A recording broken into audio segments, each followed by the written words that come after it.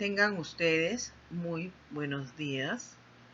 Quien les habla es la doctora Violeta López Narváez, médico pediatra del Hospital Arzobispo Loaiza. El día de hoy vamos a desarrollar la clase Síndrome obstructivo bronquial. Durante el desarrollo de la clase vamos a tocar los siguientes temas: la definición del síndrome obstructivo bronquial, cuál es la epidemiología de esta, la etiología, qué cosa es lo que la favorece, qué es lo que la causa, cuál es su clasificación, cuáles son los síntomas y signos que la distinguen en su cuadro clínico y el tratamiento que vamos a emplear en cada uno de nuestros pacientitos. El síndrome obstructivo bronquial es una enfermedad que aqueja generalmente a los menores de 2 a 3 años de edad, en la cual va a haber una disminución de la luz del bronquio, los cuales a su vez van a tener diferentes calibres. Generalmente es de etiología viral y van a haber también algunas otras patologías secundarias que van a hacer que este cuadro se presente.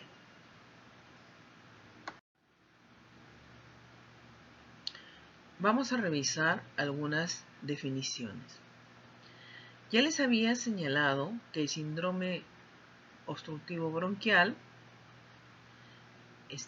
en él va a haber una disminución de la luz, en este caso del bronquio, la cual puede presentarse en una forma aguda o crónica en menores de 2 a 3 años.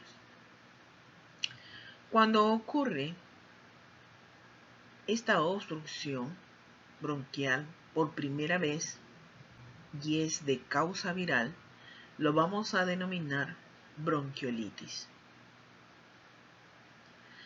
Si esta obstrucción bronquial se presenta de 3 a más veces en los primeros 2 años de vida, entonces va a denominarse síndrome bronquial obstructivo recurrente. Debemos diferenciar también cuando hablamos de crisis. La crisis por obstrucción bronquial está caracterizada por sibilancias, dificultad respiratoria, con un tiempo menor a 2 semanas de evolución. Cuando tenemos un cuadro obstructivo agudo en pacientes mayores de 2 años, le denominaremos bronquitis obstructiva aguda. ¿A qué llamaremos asma bronquial? A un proceso crónico que se caracteriza por inflamación de las vías aéreas, causando obstrucción parcial o total de las mismas. Esta patología es reversible. En relación a la epidemiología, debemos decir que el síndrome obstructivo bronquial es uno de los motivos más frecuentes en la consulta por infecciones respiratorias agudas bajas.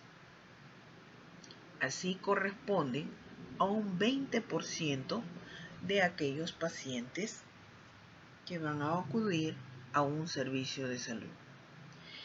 Esta tiene relación con las estaciones del año. Así, durante el verano van a registrarse entre 30 a 45% de los casos, incrementándose a un 55 a 70% entre los meses de otoño e invierno. Debemos saber también que el 58% de niños en algún momento ha tenido cuadro bronquial obstructivo antes de los 4 años de edad.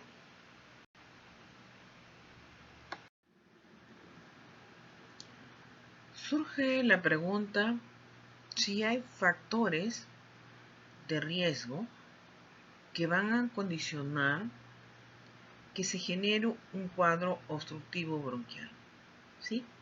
Hay factores de riesgo endógeno y hay factores de riesgo exógeno. Quisiera añadir a esta diapositiva algunas particularidades que tiene el niño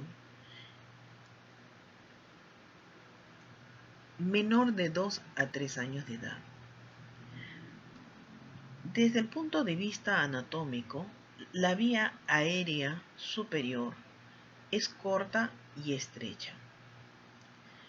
El diafragma es corto con inserción horizontal, lo cual lo hace menos eficaz.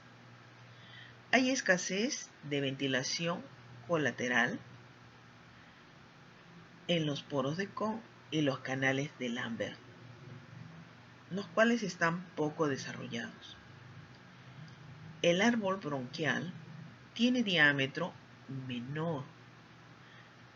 Hay diferencias en el lumen de la vía aérea, como ya les había señalado, lo que hace que se colapse con mayor facilidad durante la expiración. Tiene también un mayor índice de glándulas mucosas responsables de la hipersecreción bronquial, hiperactividad bronquial, que algunos lactantes lo van a perder con los años.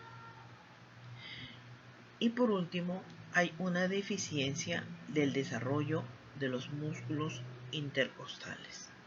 Entonces, nosotros estamos frente a un aparato respiratorio que todavía le falta madurar y que de alguna manera lo pone en riesgo para determinadas situaciones, en este caso en relación a la patología que estamos revisando.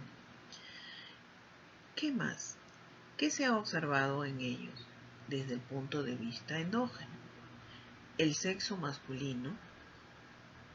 Si a eso le sumamos que estamos frente a un prematuro o a un bebé que tiene antecedentes de prematuridad, el hecho que tenga antecedentes personales de atopía, manifestadas de repente como una dermatitis seborreica, alergia a proteínas alimentarias o antecedentes de atopía en los familiares en primer grado, como son papá y mamá, los cuales adolezcan ya sea de asma, dermatitis atópica, rinitis alérgica, etc. En relación a los factores de riesgo exógeno, pues habíamos dicho inicialmente que una gran mayoría de los casos de síndrome obstructivo bronquial tenían su origen en la exposición a infecciones virales. Dentro de este grupo debemos de considerar al virus sincitial respiratorio, al metaneumovirus, para influenza, adenovirus, rinovirus. Recordando que con mayor frecuencia son responsables el virus sincitial respiratorio y el rinovirus de los casos que se presentan. En relación a la severidad de los cuadros ocasionados por estos virus, señalaremos nuevamente al virus sincitial respiratorio y el adenovirus.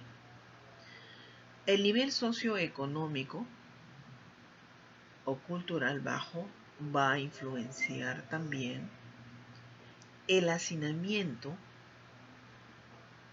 o la asistencia a salas de cuna donde van a haber varios niños con uno o dos cuidadores, pues va a facilitar que entre ellos mismos se puedan contagiar de algún proceso respiratorio y condicionar el cuadro.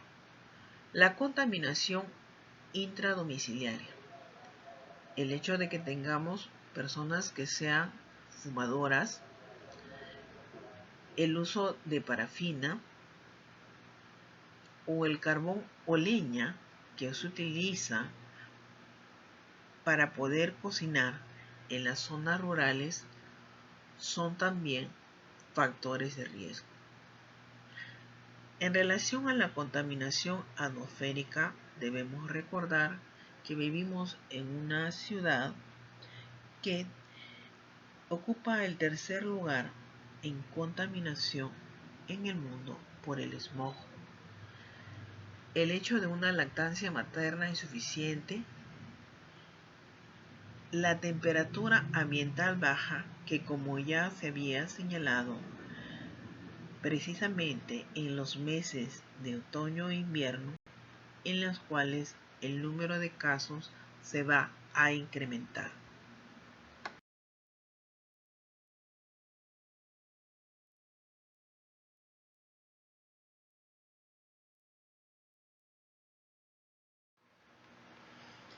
En relación a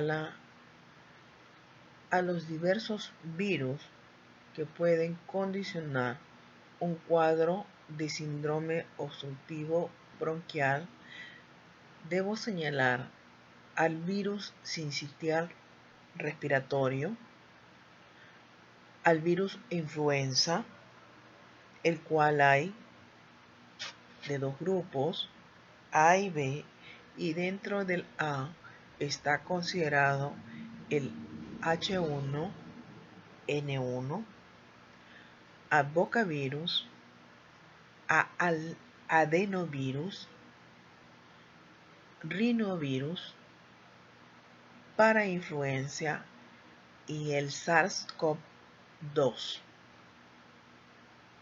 que van a condicionar cuadros clínicos caracterizados por tos, dificultad respiratoria y sibilancia.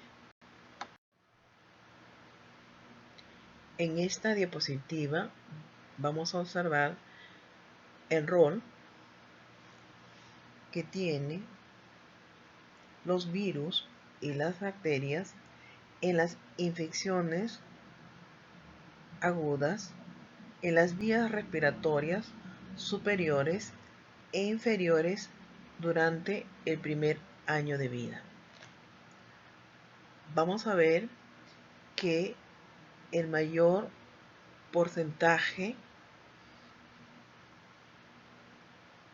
se va a presentar los rinovirus. A esta le va a seguir el virus sincitial respiratorio, que a diferencia del rinovirus, esta tiene cuadros que son más severos en su presentación. En tercer lugar, vamos a encontrar como causa al virus parainfluenza. Podemos encontrar también en menor grado a la clamidia, al micoplasma. Después vamos a encontrar a los adenovirus. Los adenovirus en particular nos van a causar cuadros que son también más severos y que al darse en los pacientitos que no tienen antecedentes de atopía o de asma bronquial, se incremente la susceptibilidad a desarrollar asma bronquial en 4 veces más. Entonces, eso quiere decir que mis adenovirus incrementan el riesgo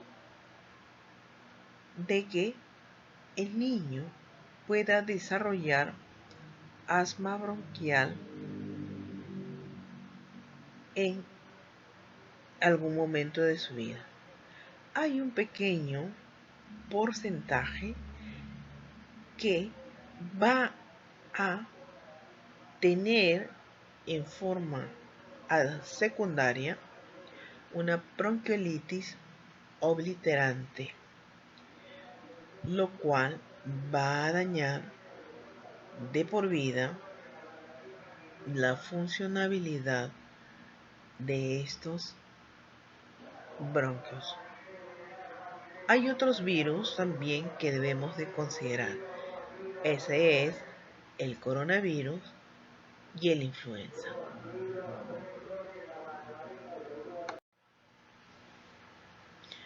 En relación a la fisiopatología obstructiva, se debe señalar que va a haber una disminución del lumen de la vía aérea. Esta disminución del lumen va a generar un aumento de la resistencia al flujo de aire, por lo cual va a aumentar el volumen residual. Y a su vez va a haber una hiperinsuflación alveolar. ¿Cómo se traduce todo esto? En edema, broncoconstricción e hipersecreción. Son 3 de los componentes básicos en una obstrucción. En un cuadro de bronquiolitis en particular, pues la broncoconstricción como tal no es la que va a generar la obstrucción, sino es más el edema y la hipersecreción, dato a tener en cuenta en el momento del tratamiento del mismo.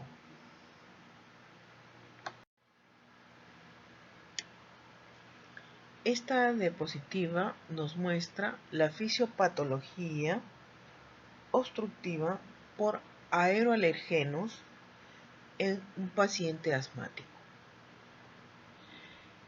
Estos aeroalergenos van a condicionar que se desencadene una cascada donde van a intervenir diversos mediadores inflamatorios que van a causar vasodilatación. Al haber la vasodilatación, va a aumentar la permeabilidad y por ende también la liberación o el pasaje de estos mediadores inflamatorios se va a condicionar la contracción del músculo liso, el aumento de la producción de moco, el aumento, por ende, de una mayor concentración de mediadores inflamatorios. En esta sucesión de eventos, en el tiempo, cuando no es adecuadamente controlado, se va a dar la remodelación de la vía aérea. En la imagen del costado, lo que observamos es un corte transversal de un bronquio. Se ve el engrosamiento, el edema, ¿no? Se ve una luz pequeñita que nos está hablando de la broncoconstricción por el edema, por la hipertrofia del músculo liso de este paciente en particular y por el aumento de secreciones hacia la luz. Esta secuencia de hechos y de cambios anatómicos, morfológicos, pues se van a dar cuando nosotros no estamos dándole un tratamiento adecuado o el paciente se está descuidando y no está haciendo o cumpliendo las indicaciones para poder controlar y revertir, en este caso, el asma.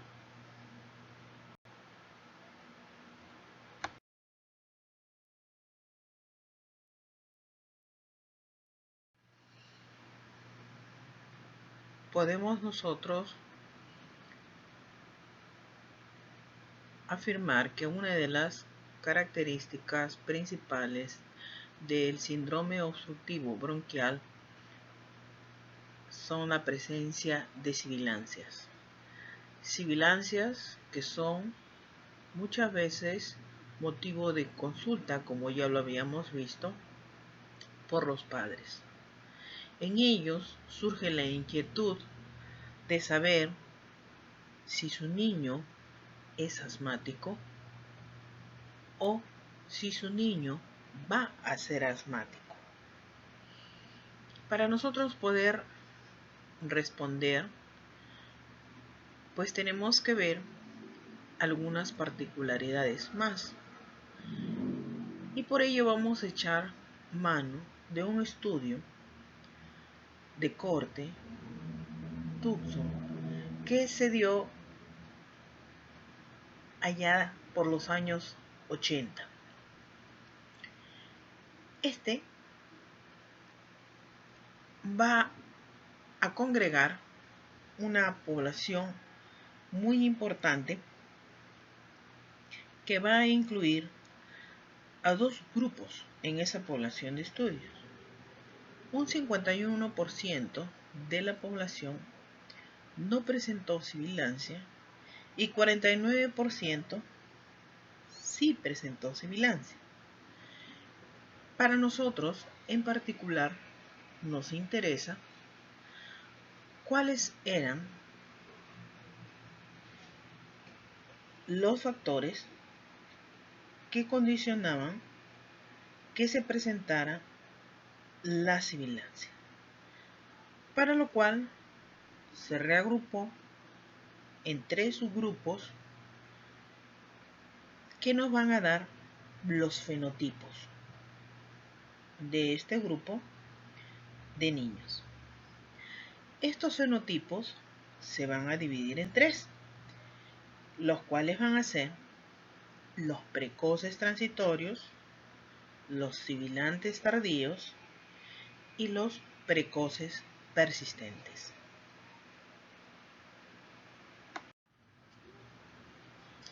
En el New England Journal of Medicine se publicó el estudio titulado Asma y sibilancia en los primeros 6 años de edad, cuya fecha data de enero de 1995. Quien lo publicó fue el doctor Fernando Martínez. Este estudio es muy importante, sobre todo para poder tener conocimiento de ciertas particularidades que se dan en los cuadros obstructivos bronquiales y de asma. Estudio muy interesante que recomiendo lo puedan leer en su totalidad para un mejor conocimiento. Este gráfico nos muestra los fenotipos de sibiladores. ¿Qué es lo que estamos observando acá? Estamos observando tres líneas despuntadas que van a seguir características propias. Empecemos por la primera. Hacia el lado izquierdo vamos a observar que esta línea entrecortada va a tener un inicio temprano con un aumento progresivo que alcanza su pico más o menos al año y medio de edad. Posteriormente, esta va a ir descendiendo. Esta línea despuntada va a ser la que representa al fenotipo de los sibilantes transitorios de inicio precoz. Este grupo está asociado a patologías de causa infecciosa viral. Tenemos una segunda línea entrecortada que también tiene un inicio temprano con un aumento progresivo que se acentúa a partir de los 3 años de edad y se mantiene de ahí en adelante. Este fenotipo es el de los asmáticos atópicos, los sibilantes persistentes. Tenemos una tercera línea despuntada que no tiene un inicio tan temprano como las anteriores. Esta es más o menos entre los 2 a 3 años de edad, alcanzando un pico entre los 5 a 6 años con un posterior descenso. Este grupo en la adolescencia va a tener una función pulmonar normal.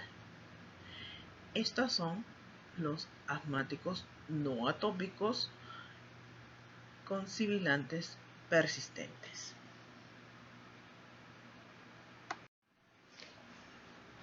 ¿Qué características tienen los fenotipos?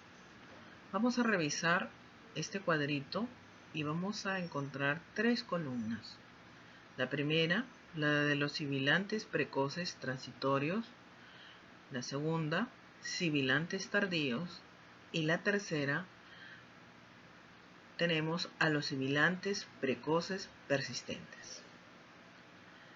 En relación a las filas que vamos a evaluar, la función pulmonar, la inmunoglobulina E sérica y el tabaquismo materno. En el caso de los sibilantes precoces transitorios, la función pulmonar está disminuida. En el caso de la IgE sérica, va a estar normal desde recién nacido. Nunca va a variar. El tabaquismo materno está muy relacionada con esta. Ahora, si tenemos un niño que no tiene antecedentes de atopía ni de asma en los padres y de repente nos hizo un primer episodio, es cierto, con la presencia de sibilantes, pero acompañado de fiebre, probablemente de etiología viral, nos va a decir que la evolución va a ser buena. Probablemente pueda tener un segundo episodio obstructivo bronquial, pero el hecho de que vaya a ser más cuadros más allá de los 3 años no se va a dar. ¿Por qué este grupo hacer síndrome obstructivo bronquial? Probablemente por las características anatómicas propias del niño que ya hemos mencionado anteriormente, lo cual hace que la función pulmonar disminuya. Además, también como una respuesta a la experiencia a las infecciones virales. En relación a los sibilantes tardíos, la función pulmonar es normal. La IgE sérica, cuando es recién nacido, lo vamos a encontrar como normal, pero esta se va a ir incrementando con el tiempo. Entonces a los 9 meses la vamos a encontrar elevada, a los 6 años elevadas. En relación al tabaquismo materno, pues esta no tiene ninguna relación. Entonces, ¿cuál va a ser la utilidad clínica en este caso? Probablemente en estos síndromes obstructivos bronquiales van a persistir, pero van a persistir hasta los 6 años de edad, pero se van a normalizar en la adolescencia. En relación a los sibilantes precoces persistentes, aquí la función pulmonar está alterada progresivamente hasta llegar a ser severa. La IgE sérica al nacimiento está normal, pero se eleva y se mantiene elevada. Esta, en relación al tabaquismo materno, sí está relacionada. En este caso,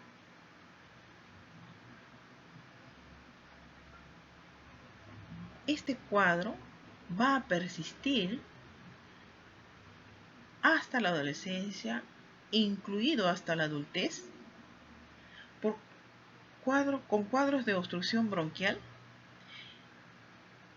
lo que nos está hablando de un asmático atópico.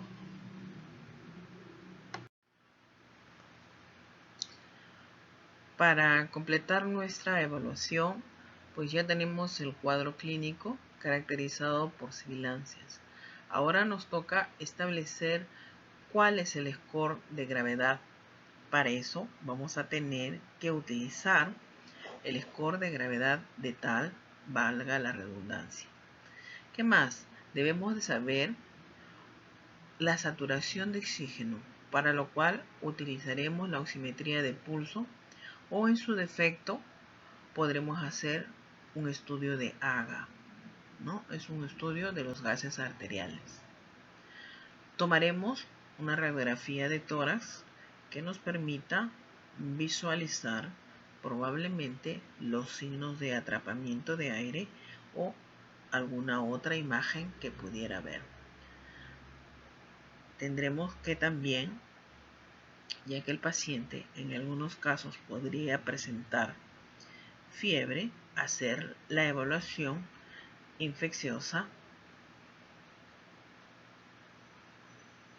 para poder distinguir si esta es de causa viral o es de bacteriana.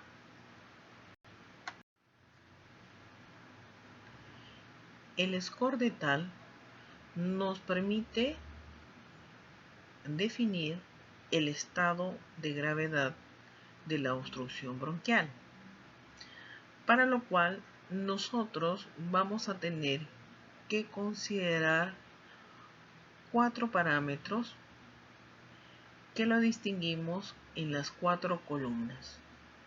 Se evalúa la frecuencia respiratoria, que va a estar determinada para los menores de 6 meses y mayores de 6 meses. Las sibilancias, presencia de cianosis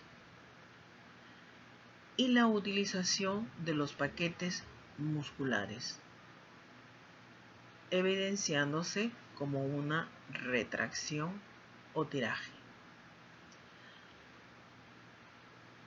Cada uno de estos va a tener un puntaje dependiendo entonces de la gravedad.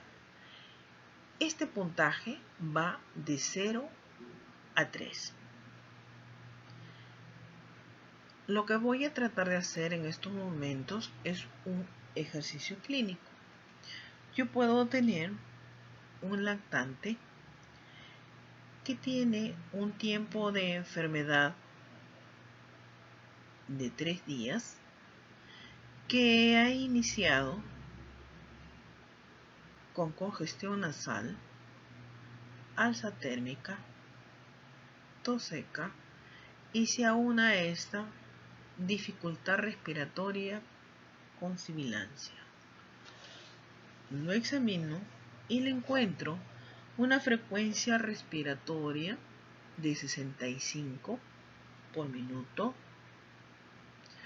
A la auscultación encuentro que ya ni siquiera necesito colocar el estetoscopio porque las sibilancias son audibles a distancia.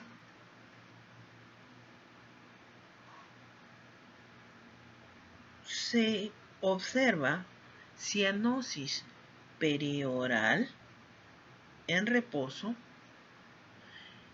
y al levantarle el bolito voy a encontrar que tengo retracciones tóraco-abdominales, intercostales y supraesternal. Si hago la sumatoria del puntaje de cada uno de los signos evaluados, pues esta va a tener un puntaje de 10, lo cual me está diciendo que es un síndrome obstructivo bronquial severo.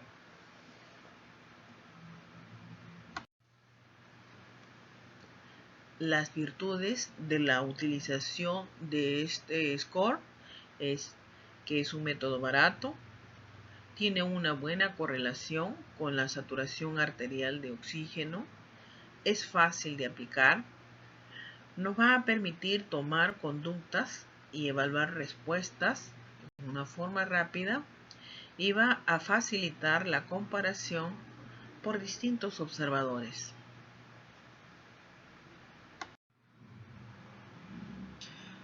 Esta tabla nos permite observar la relación entre la oximetría de pulso y el score utilizado en aquellos pacientitos que han presentado sibilancias, que son menores a igual a 2 años de edad. Aquí vamos a ver como el score clínico que nos evidencia gravedad tiene una correlación con la saturación de oxígeno. Si le ponemos un score de 2 a 5, pues la saturación de oxígeno va a ser de 98.2 más menos 1.1.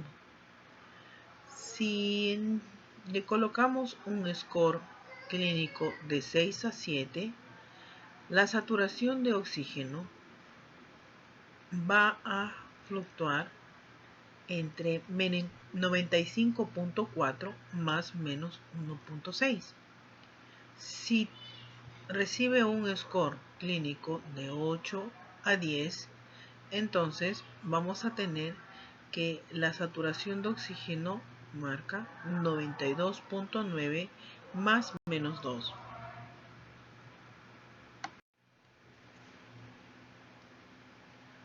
Cuando tenemos un pacientito con síndrome obstructivo bronquial en el cual no hay dificultad respiratoria, eso aplicaremos pues nos vamos a abocar sobre todo a la utilización del tratamiento con broncodilatador.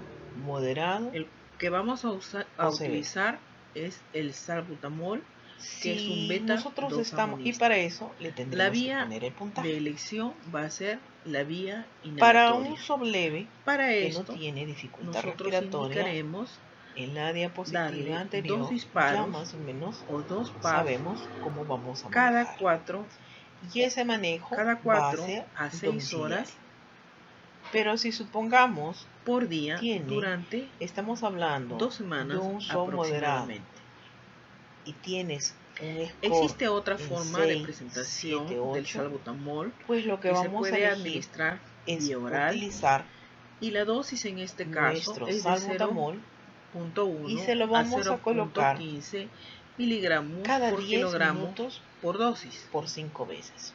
Se hace el cálculo supongamos teniendo que en cuenta esta dosis el score por la cual el venga kilo de sea peso mucho que tiene mayor el niño, y estemos y en un 9, de acuerdo en un 10. a ello podemos vamos a administrar también el resultado, el salbutamol, pero en este las caso veces que si corresponde. es factible Esta se puede la administrar opción cada 6 de horas. nebulizar, Ejemplo, si yo tengo pues nosotros un niño podemos que pesa 10 nebulizar, kilogramos, porque entonces ahí yo le estaré dando vamos a estar entre 1 a aportando 1.5 miligramos si por este toma. score es mucho mayor El de detalle 11 a 12, en la presentación vamos a de dar vía oral, el tratamiento de rescate, jarabes, por pero ejemplo, debe de ser es que referido en relación a un a los hospital efectos para su adversos, manejo.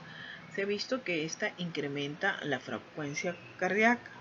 Y Transcurrido algunos pueden la referir aplicación también como que lo del ven salbutamol muy nerviosos, cada 10 hiperactivos, minutos razón por por la 5 cual veces, va a pasar más o menos una no hora. se utiliza En esa esta hora vía nosotros y volvemos preferimos a evaluar. utilizar Y en el ese salbutamol evaluar, pues inhalador, nos vamos a que encontrar tiene mayor acción local. con 3 escenarios. En relación al Uno es tratamiento que con haya mejorado, corticoide, y pues en todo caso esto va a depender el score frente a qué pacientito sea estamos. de 5 o menos. Sí, es cierto, está haciendo un cuadro eso quiere decir obstructivo que bronquial, vamos a poder dar pero yo las puedo tener indicaciones de repente con un cuadro manejo de obstructivo salbutamol bronquial y de porque ser mi pacientito necesario es un asmático, la utilización del ¿no? corticoide Entonces, o bioral porque esto está haciendo, en casa. se está presentando Pero en forma si recurrente. de En repente ellos podría en vez utilizar de la prednisona. mejorar, La dosis es de 1 a 2 desmejoró, miligramos por kilo ¿no? Se por día, incrementó ese y lo score, vamos a dividir pues, en otra 2 indicación dosis. que me está diciendo Generalmente debo la de referir a administramos hospital, en la mañana debo de temprano, referir a hospital. y la otra ¿Listo? toma está Entonces, no viniendo puedo en la estar tarde, a la hora del lunch. quedando todavía con El el tiempo de paciente. duración de la administración Si el es de 5 puntaje días. persiste, ¿Por qué no está darle a igual, todos? no se Podemos modificó, tener entonces podemos tener que una el cuadro chance obstructivo de ir bronquial a ha una sido segunda fase. ocasionado por un cuadro En viral, esa segunda fase un cuadro vamos a infeccioso colocar de esta etiología. nuevamente 2 Entonces, puffs en de ellos salbutamol no vale la cada pena 10 minutos utilizar por la 5 veces. corticoterapia. Y esta vez Es muy vamos a importante adicionar recomendar un a corticoide los oral padres los cuidados o, que deben de tener en casa. si Para es ello factible, un deben corticoide evitar el uso vía parenteral. de productos con olores fuertes, Nuevamente pasa una evitar la nueva hora presencia de animales o y en esa hora mascotas, pues vamos a emplear evaluar. trapos húmedos, evitar las Solamente en este alfombras y caso me quedarían dos tapizones, opciones. promover la Si lactancia mi materna score exclusiva. es de 5 o menos, podemos Siempre que mandarlo a tenemos su casa. nosotros un paciente, Pero si el pues score nuestro trabajo no es concluye mayor con el diagnóstico y el de tratamiento. 6, Debemos de entonces realizar quiere el decir control, que ese ver cómo paciente está, debe de ser ver hospitalizado. cómo ha evolucionado con la administración de la medicación indicada.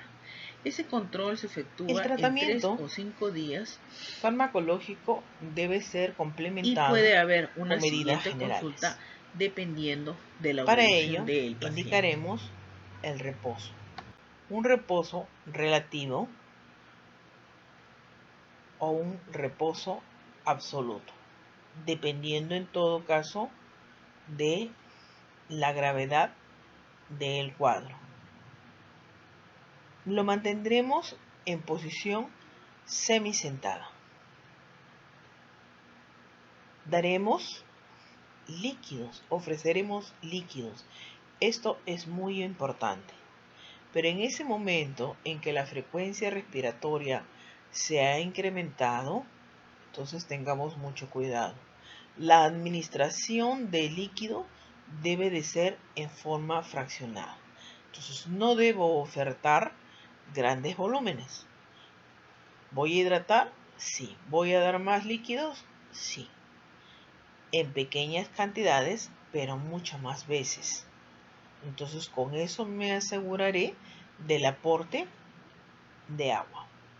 Es necesario el control de la temperatura y si es que presentara alza térmica, podemos administrar paracetamol.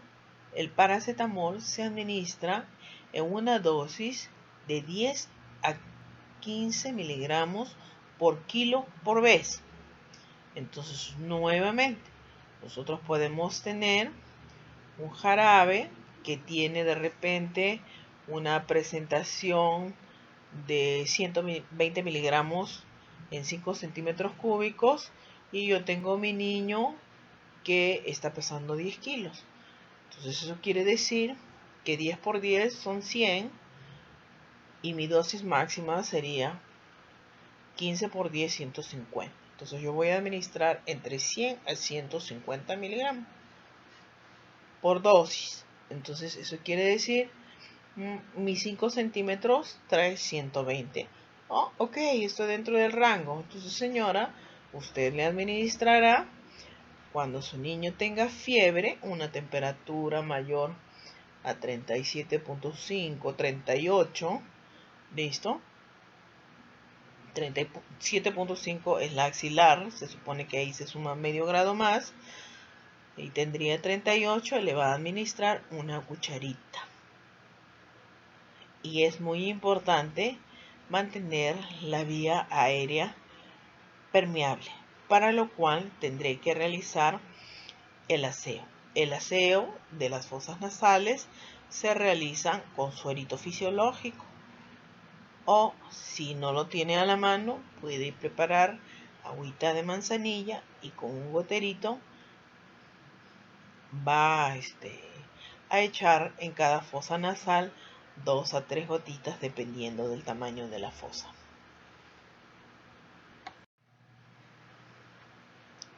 Si nosotros vamos a administrar salbutamol en inhalador, pues debemos considerar cómo lo vamos a hacer y que ésta sea de una manera correcta. Para ello, solicitaremos un espaciador o aerocámara. Los espaciadores o las aerocámaras van a tener diferentes dimensiones de acuerdo a las etapas de vida del niño. Entonces son de diferentes tamaños. Ustedes también deben de considerar que En el momento que voy a colocar la aerocámara, debe esta formar un ángulo de 90 grados entre el mismo aparato y el eje corporal del niño. El niño debe de estar su carita totalmente sellada y no permitir de que se pierda aire o, en este caso, la sustancia, el polvo que vamos a aplicar. ¿Qué más debemos de saber? La forma como está sujetando el mismo inhalador en la imagen es la forma correcta. Se supone que antes de presionar, yo debo de haber retirado el inhalador y lo debo de haber agitado. Entonces, ¿por qué? Porque el fármaco tiene un vehículo y es necesario que éste se mezcle adecuadamente, lo cual lo voy a lograr agitándolo, colocándolo. Entonces, a la presión del inhalador, a eso le voy a llamar puff. Una vez que presiono, entonces voy a contar lentamente hasta 8 o 10.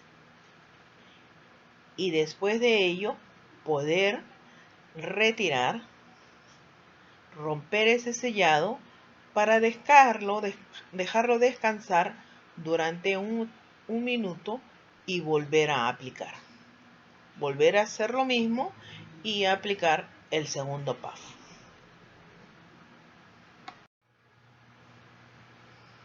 Técnica de inhalación. Ya lo había señalado en la diapositiva anterior, donde vimos cómo es que debemos colocar la aerocámara en relación al eje del cuerpo del niño. No vale aplicarla directamente en la boquita. ¿Por qué? Porque se necesita que tenga una adecuada coordinación entre el disparo del inhalador y la aspiración cuando lo colocas en la boca. Para esto debe de existir un adecuado sellado, ¿no? Entonces, con la boca, los labios deben abrazar totalmente el inhalador. Eso es un hecho imposible en los niños pequeños. Quizás en los más grandecitos puedan hacer 8 años de edad, 7 años de edad, podría ser que lo podamos colocar en forma directa. Pero si no, siempre vamos a tener la necesidad de un espaciador. Entonces, eso es lo ideal. Aplicárselo con una aerocámara para poder estar seguros de que el medicamento está ingresando de una forma apropiada y en una dosis adecuada. Se debe cubrir la boca y la nariz. El niño debe de estar sentado. Entonces, esto es también muy ideal. No debe llorar, porque en el momento de llorar está haciendo esfuerzo y no lo va a poder aspirar. Entonces es preferible de que se calme. La inhalación debe de ser vertical. Debe haber una agitación previa del inhalador por cada aplicación. Debo de contabilizar de 5 a 10 respiraciones a volumen corriente. Por eso es que les decía, cuenten lentamente de 8 a 10 segundos para que puedan estar seguros que sí está recibiendo el medicamento en una dosis adecuada. Una vez que este tiempo se ha dado, se retira la cámara y se va a repetir nuevamente en el lapso de 1 o 2 minutos la misma operación. La evaluación infecciosa va a proceder según la anamnesis y la clínica. Es decir, nosotros estamos frente a un pacientito que presentaba tos, dificultad respiratoria y sibilancia. Pero si a esta se aúna alza térmica, y es una alza térmica que persiste en el tiempo, ya tiene de repente 4 días, 5 días de evolución y no estamos encontrando una mejoría clínica, pues es necesario pedirle algunos exámenes. Más si a ello, durante el examen físico, encontramos signos compatibles con un cuadro neumónico, pues tenemos que efectuarlo. Para lo cual solicitaremos un hemograma que, dependiendo si esta es viral o bacteriana, podremos encontrar leucocitos normales a elevados, podemos encontrar abastonados con desviación izquierda, si es que es bacteriana, y con incremento de linfocitos, si esta es viral. Podemos solicitar también una proteína C reactiva, una radiografía de tórax que nos permita visualizar signos de condensación, signos de que se refleja en la opacidad que comprometa al lóbulo, al área pulmonar, ante una sospecha entonces de un cuadro de neumonía bacteriana. Si es grande la sospecha de que esta no sea una bacteria sino un virus, pues procede un IFI viral que me va a permitir aislar al agente etiológico como el virus sincitial respiratorio, adenovirus, influenza, parainfluenza. También se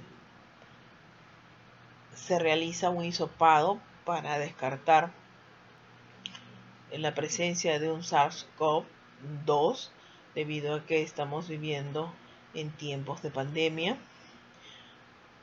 Si hay la sospecha del compromiso pulmonar, pues tomar un ATAC. Entonces todos estos exámenes se solicitan. Lo que no es habitual es el aislamiento viral del adenovirus, el PCR para influenza A, H1N1. Antes se solicitaba sobre todo en determinados tiempos, como en el 2009, 2013, 2018, donde H1N1 se presentó el cuadro respiratorio con mayor frecuencia en la población pediátrica. También el hecho de presentar un PCR para Bordetella pertussis o clamidia no es habitual. En todo caso, cada paciente se va a individualizar de acuerdo a la anamnesis, a la clínica y a las sospechas que puedan surgir después de la evaluación. Debemos concluir que en el síndrome obstructivo bronquial, pues las sibilancias es el síntoma común en los lactantes.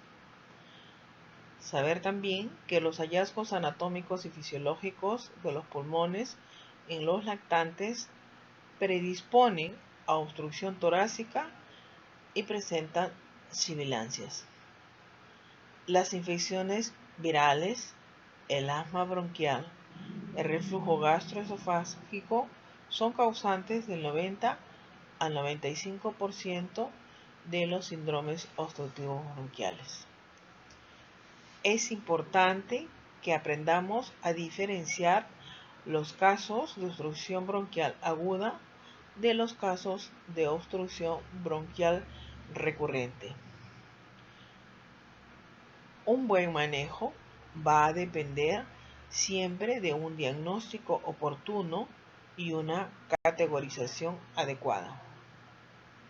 El lavado de manos frecuente es la forma efectiva de prevención al contagio de las infecciones.